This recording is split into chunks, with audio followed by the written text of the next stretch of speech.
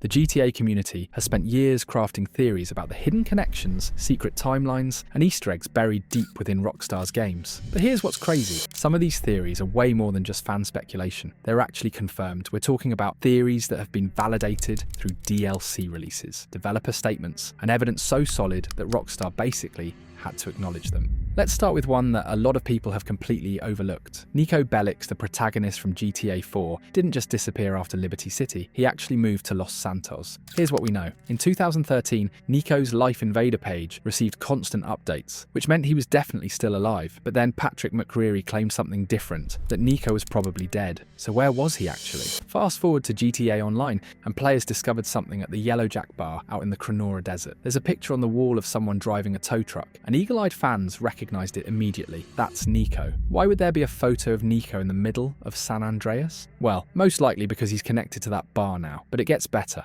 At the entrance of the Yellow Jack, there's a yellow jacket hanging up. Not just any jacket, it matches the exact one Niko wore back in 2008. And here's the final piece. Lester mentions keeping tabs on an Eastern European guy making moves in Liberty City, who then went quiet. If Lester's monitoring San Andreas activity, the only reason he'd know about Niko is if he moved there before 2013. In the 2019 Casino Heist DLC, it became clear that Lester was developing feelings for Georgiana Cheng. By 2024, they were officially married, and Lester sent us pictures from their honeymoon. Sounds sweet, right? Here's where it gets dark. Georgiana is the sister of Tao Cheng, the guy who controlled operations at the Diamond Casino, and her father, Wei Cheng. Now, Wei Cheng is the reason Michael DeSanta got captured in the first place. He falsely accused Michael of being a traitor, which set off an entire chain reaction that led to the game's events. But Lester didn't just passively marry into this family. In the ending C of GTA 5, which is canon, Lester was the one who provided the coordinates to kill Wei Cheng. He orchestrated his own father-in-law's assassination. Think about that. Lester gave the orders, he made the kill happen, then years later he marries the man's daughter. This theory isn't just confirmed, it's a full character arc that nobody talks about enough.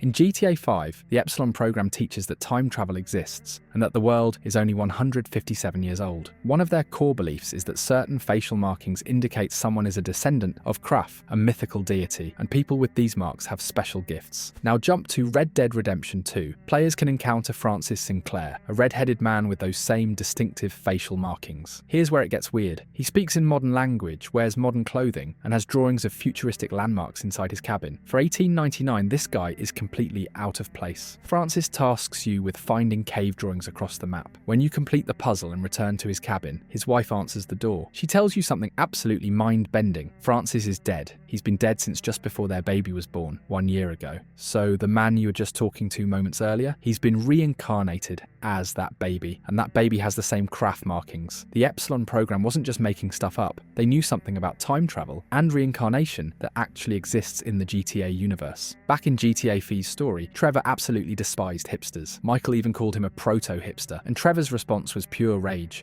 You are a hipster. What? You're a hipster. I hate hipsters.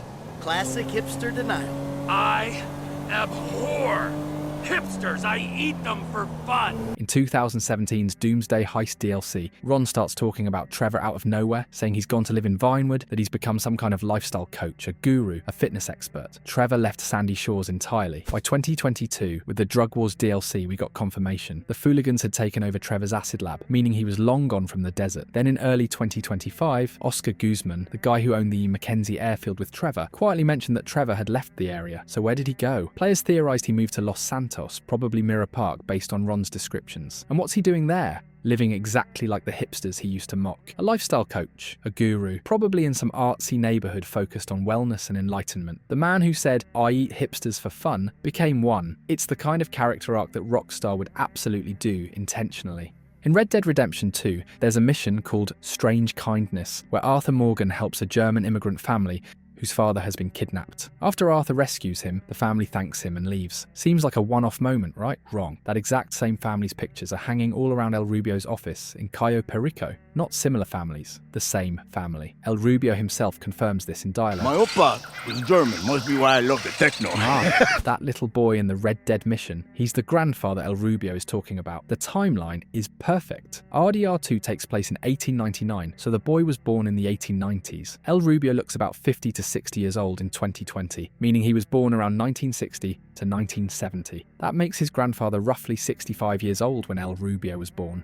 During the Palito Bay Savings Bank heist setup, Michael, Trevor, and Lester run a test. They trigger an alarm at the bank to see how fast the local sheriff's department responds. The official dispatch says they're sending 4 units with additional units on standby. Lester's reaction: not normal. The response is out of proportion. Cops in this county are dirty. And he's right. Why would a small-town bank robbery warrant that kind of response? Because the cops themselves have money in that bank. Trevor even calls it the sheriff's piggy bank, implying the officers are storing stolen money there. When the actual heist happens, one of the sheriffs says something revealing. "I don't care if they surrender. I'm killing me some bad guys." A cop willing to execute unarmed suspects isn't following the law. He's following orders from whoever's paying him. In the canon ending of GTA 5, Trevor personally executes Steve Haynes at the pier. Case closed, right? Except Agent 14 shows up shortly after, and he looks suspiciously familiar. He's corrupt just like Steve. He's self-serving just like Steve. He wants to save his own skin above all else, just like Steve. The theory is that Steve actually survived the assassination attempt. To hide from the protagonist, he left the FIB and joined the IAA under the alias Agent 14. It would explain why he never has an official name and why he acts so much like Steve.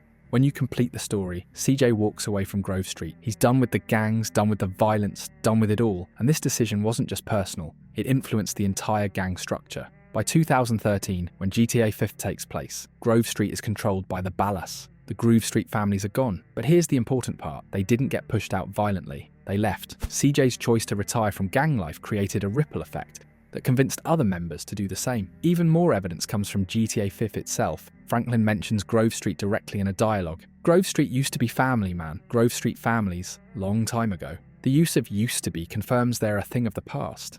In the opening of GTA 5, Michael says, "Why did I move here? I guess it was the weather." But that's a cover story. The real reason becomes clear when you look at his relationship with organised crime, the FIB, and his dangerous associates. Michael robbed a bank in Carcer City years ago, a massive job that made him serious heat. He couldn't stay in Liberty City. He couldn't stay anywhere near his old contacts. So he relocated to San Andreas under a new identity, settled into a suburban life, and tried to disappear. The FIB knew who he was the whole time, which is why they could blackmail him so easily in the story. They had him dead to rights. A man in witness protection wouldn't be living in a mansion in Rockford Hills, but a man hiding under an assumed identity would need to blend in with the wealthy, the powerful, and the connected. This explains why Michael has such an elaborate backstory, why he's so paranoid about his cover being blown, and why the FIB can control him with a single phone call. He's not just a criminal in hiding, he's in a formal witness protection arrangement with the government, and breaking that arrangement would mean his entire life falls apart. The theory states that GTA, Red Dead Redemption, Bully, LA Noire, Manhunt, and even Max Payne all exist in the same universe. They're separated by time periods and geography, but they're all connected. In GTA 5, there's a book called Red Dead, written by Jay Marston. That's Jack Marston from Red Dead Redemption, apparently writing novels about his outlaw past. There's also a Budweiser commercial in GTA that features Red Dead Redemption scenes. Bulworth Academy, the school from the game Bully, appears on GTA 4's television. Michael mentions his first job was in Carcer City, the location from Manhunt. These aren't coincidences. The two D, 3D, and HD universes are technically separated according to Rockstar, but the evidence suggests they're all part of the same world at different times. CJ appears on a GTA 4 billboard. Books about Bully's events exist in GTA games. Characters and locations are referenced across titles. Rockstar has essentially created a living, breathing universe that spans multiple decades